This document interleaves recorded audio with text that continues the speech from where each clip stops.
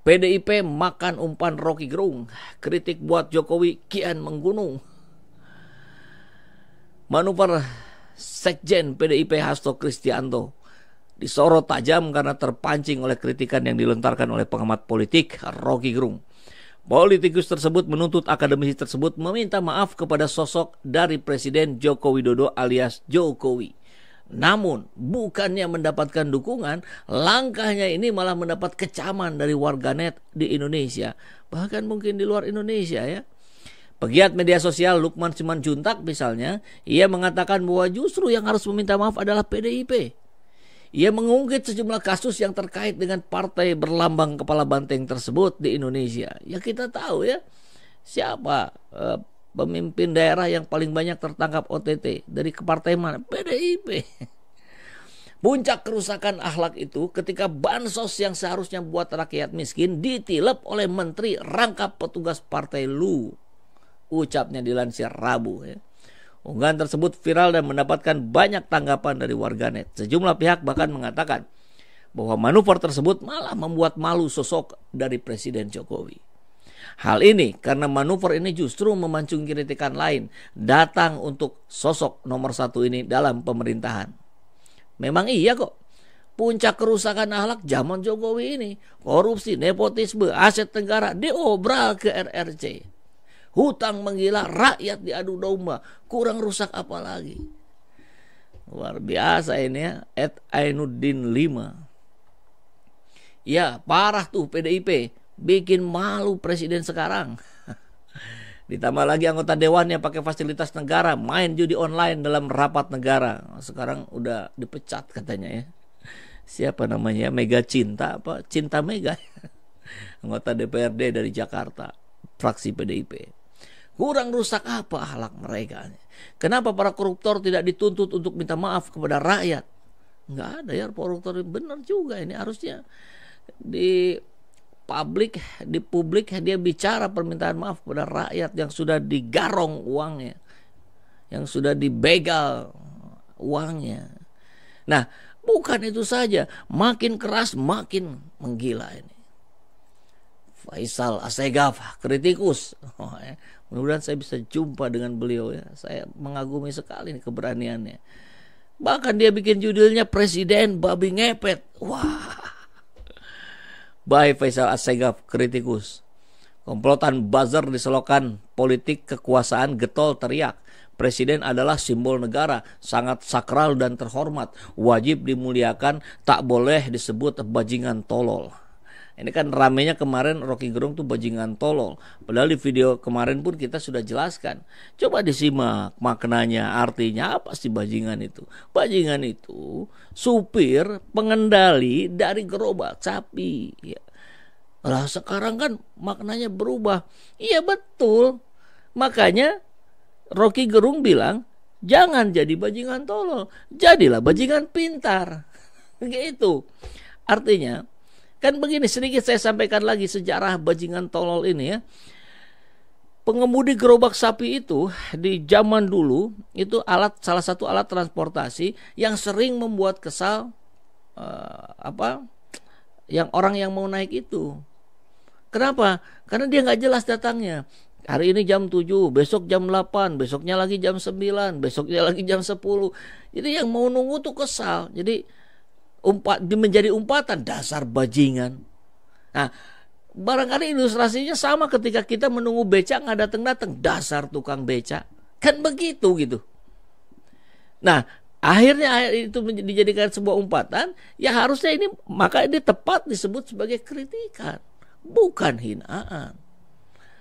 Dan Rocky pun kan pernah menyampaikan persoalan martabat itu melekat bukan pada jabatan, tapi pada orang. Di presiden itu tidak punya martabat. Orangnya yang harus punya martabat. Karena presiden berganti setiap 5 tahun. Nah, ini pemahaman ini yang harusnya kemudian menyegarkan akal sehat kita. Namun doktrin busuk itu tidak berlaku bagi rakyat yang berpikir cerdas, di mana kekuasaan presiden dimaknai sebagai pelayan, bukan bos besar atau majikan yang patut dibela. Ya, Presiden itu pelayan dari 270 juta rakyat Indonesia. Jadi dia harusnya bersikap sebagaimana seorang pelayan. Kan begitu mestinya ya. Bukan kemudian seperti raja yang lempar-lempar kaos, kemudian orang rebutan. Miris sekali kita melihat yang begitu. Tinggi atau rendah kehormatan presiden tergantung sikap jujur dan amanah. Sebaliknya, penguasa yang rakus dan gemar berbohong, esensinya dia bukan manusia, tapi jauh lebih hina dari binatang. Kan manusia itu bisa lebih mulia dibandingkan malaikat, tapi bisa juga lebih hina dibandingkan binatang. Kenapa? Karena dia punya akal pikiran untuk bagaimana memposisikan dirinya dalam berakhlakul karimah. Iya kan? Presiden Francisco Franco, contoh kekuasaan bengis dan korup di Spanyol. Jejak kejahatannya tak beda dengan pemimpin Khmer Merah, diktator Kamboja, Pol Pot yang sangat keji. Di negeri jiran Malaysia, Perdana Menteri Muhyiddin Yassin terlibat kasus korupsi, digiring ke sel, dan baru saja terjadi anak Presiden Kolombia Nicolas Petro ditangkap atas skandal suap. Tak berbeda, tingkah rezim Jokowi ugal-ugalan dan tanpa henti menuai kecaman. Kelompok rakyat yang pintar dan para tokoh kritis menuding Jokowi pembohong dan hipokrit. Sudah banyak elemen rakyat yang turun ke jalan dan mendesak Jokowi mundur serta dipenjarakan. Kemarahan yang sangat serius dan makin bergulir kencang jelang 2024. Walhasil, Jokowi dikatain bajingan tolol. Santun atau tidak tergantung persepsi. Tapi dalam anekdot Republik Rhodnesia, penguasa bermental maling dan penipu dianalogikan sebagai babi ngepet. Cerita tentang rezim korup Ferdinand Marcos yang dilengserkan oleh rakyat Filipina adalah gambaran sempurna presiden babi ngepet. Jejak hitam itu dikhawatirkan terjadi di Republik ini. Jejak hitam itu dikhawatirkan terjadi di Republik ini. Jadi, kritikus luar biasa ini, Faisal Assegaf, nggak bilang, jangan dipelintir lagi nih, nggak bilang bahwa di negeri ini sudah terjadi. Ini dikhawatirkan. Kan kita bicaranya antisipasi. Kita lihat bagaimana jejak 10 tahun ke belakang dan apa yang diharapkan oleh kita dalam 10 tahun ke depan. Mau kita gini-gini aja? Mau kita terus rakyat diadu domba, dipolarisasi?